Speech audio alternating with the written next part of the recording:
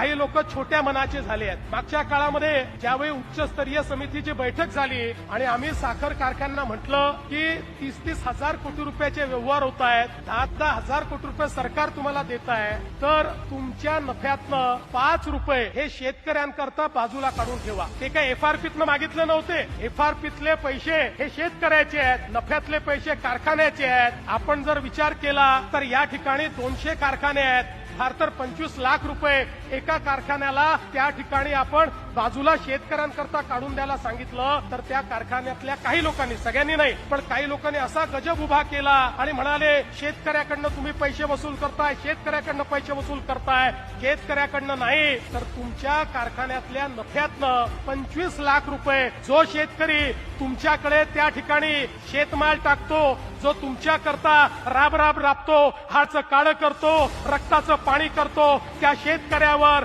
त्या ठिकाणी अशा प्रकारची आपत्ती आली आणि तुम्हाला 5 रुपये द्यायला सांगितले, तरी देखील तुम्ही मागे पुढे पाहता। आता असे काही कारखाने मी शोधून काढले आहेत ज्यांच्याकडे शेतकऱ्याचा काटा मारला जातो। आता त्यांना मी दाखवणार आहे की तुम्ही शेतकऱ्याचा काटा मारून मारून या ठिकाणी पैसा जमा करता आणि शेतकऱ्याकरता 25 लाख रुपये द्या म्हटलं तर तुम्हाला त्या ठिकाणी देण्याची जाणत नाहीये। अरे तुम्ही मालक नाहीये, या कारखान्याचे मालक आमचा शेतकरी आहे, त्यामुळे त्या शेतकऱ्याच्या पाठीशी उभं राहण्याचं काम या